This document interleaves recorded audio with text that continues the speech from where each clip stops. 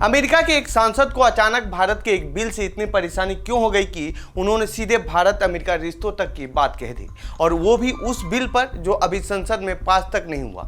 माजरा क्या है, जरा सोचिए।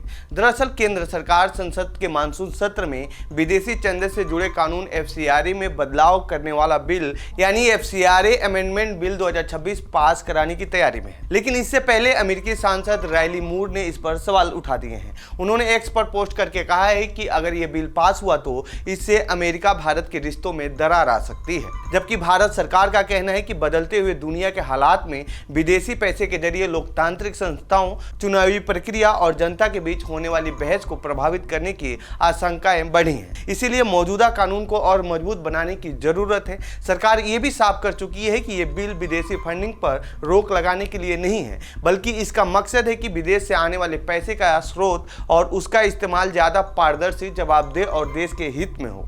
लेकिन इसी बिल को लेकर अमेरिकी सांसद ने आपत्ति जताई है। उनका आरोप है कि इन बदलावों से सरकार चर्चों और धार्मिक चैरिटी का कंट्रोल अपने हाथ में ले सकती है और चेतावनी दी है कि इसका असर भारत अमेरिकी संबंधों पर पड़ सकता है। अब सवाल यह है कि भारत में कोई बिल पास हो रहा हो तो इससे अमेरिका को दिक्कत क्यों हो रही है। तो आइए जानते हैं इस रिपोर्ट में आखिर FCRA है क्या, सरकार इसे बदलना क्यों चाहती है, अधिनियम क्या है और नया बिल लागू होने के बाद बदल क्या जाएगा, और अमेरिकी सांसदों ने आखिर इस पर आपत्ति क्यों जताई है। क्या है FCRA?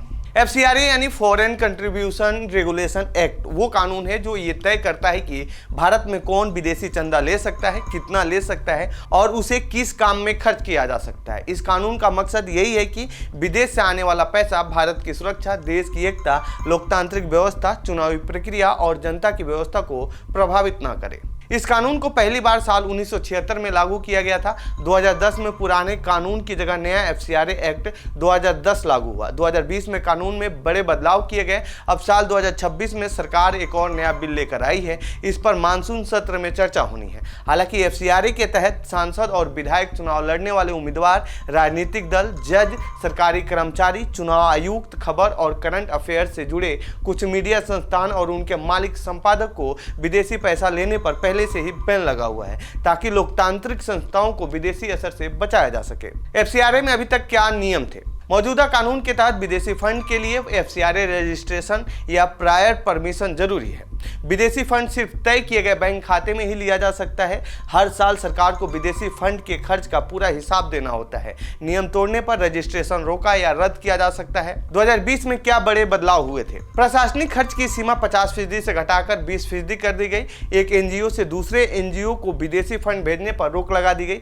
सभी संस्थाओं के लिए SBI की नई दिल्ली मुख्यालय शाखा से FCRA खाता खोलना जरूरी कर दिया गया। आधार से जुड़े नियम भी जोड़े गए। सरकार का कहना है कि FCRA में बदलाव का मकसद विदेशी फंडिंग पर रोक लगाना नहीं है, बल्कि उसके इस्तेमाल पर नजर रखना और उसे और साफ सुथरा बनाना है। सबसे बड़ा बदलाव उन संस्थाओं से जुड़ा है जिसका FCRA रजिस्ट्रेशन रद्द हो जाता है, समय पर रिन्यू नहीं होता है या वो खुद अपना लाइसेंस सरेंडर कर देती हैं। ऐसी हालात में विदेशी फंड से खरीदी गई संपत्तियां सरकार की तरफ से नियुक्त की गई डेजिग्नेटेड अथॉरिटी की निगरानी में रहेंगी। अभी तक इसके लिए कानून में कोई साफ व्यवस्था नहीं थी। अगर बाद में संस्था का FCRA रजिस्ट्रेशन दोबारा बहाल हो जाता है तो तय नियमों के मुताबिक उसे अपनी संपत्तियां और बची हुई रकम वापस मिल सकती है। इसके अलावा सरकार विदेशी फंड कहां से आ रहा है, कैसे खर्च हो रहा है और उसका रिकॉर्ड कैसे रखा जा रहा है, उस पर नजर और सख्त करना चाहती है, ताकि ये पक्का हो सके कि विदेश से आया पैसा उसी काम में खर्च हो जिसके लिए उसे मंजूरी मिली थी। अमेरिकी सांसदों को क्या दिक्कत है? मंगलवार यानी 4 अगस्त को अमेरिका के रिपब्लिकन सांसद रायली मूर ने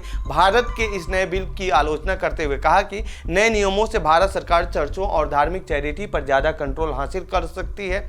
उन्होंने इसे ईसाई समुदाय पर सीधा हमला बताया और कहा कि अगर यह बिल इसी रूप में पास हुआ तो इसका असर भारत अमेरिका के रिश्तों पर भी पड़ सकता है। रायली मूर ने एक्स पर लिखा कि भारत में ईसाई धर्म का इतिहास करीब 2000 साल पुराना है। इतने लंबे इतिहास के बावजूद अब संसद ऐसे बदलावों पर विचार कर रही है, जिनसे सरकार चर्चों और धार्मिक संस्थाओं की संपत्तियों का प्रबंधन अपने हाथ में ले सकती है। हालांकि इस बिल के मुताबिक अगर किसी संगठन का FCRA रजिस्ट्रेशन रद्द हो जाए, खत्म हो जाए या संस्था खुद उसे सरेंडर कर दे, तभी सरकार की तरफ से डेजिग्नेटेड अथॉरिटी विदेशी फंड और उससे खरीदी गई संपत्तियों की देखरेख करेगी। अगर उन संपत्तियों में कोई पूजा स्थल भी शामिल है तो उसका धार्मिक स्वरूप बनाए रखना भी इसी अथॉरिटी की जिम्मेदारी होगी। बिल में FCRA नियम तोड़ने पर मिलने वाली अधिकतम सजा भी 5 साल से घटाकर 1 साल करने का प्रस्ताव है। बता दें कि FCRA कानून NGO, चैरिटेबल ट्रस्ट, शिक्षा से जुड़े संस्थानों और धार्मिक संगठनों को मिलने वाली विदेशी फंडिंग पर नजर रखता है। गृह मंत्रालय के मुताबिक साल 2019 से 2022 के बीच इन संस्थाओं को 55,741 करोड़ रुपए की विदेशी फंडिंग मिली थी। वहीं 15 जुलाई 2026 तक देश में 14,449 FCRA रजिस्ट्रेशन एक्टिव थे, जबकि 22,498 रद्द हो चुके हैं और 15,212 की अवधि खत्म हो चुकी थी। तो ये थी FCRA से जुड़ी हमारी रिपोर्ट। आपको ये रिपोर्ट कैसी लगी कमेंट बॉक्स में बताएं। बाकी देश दुनिया खबरों के लिए बने रहिए जनसत्ता के साथ। धन्यवाद।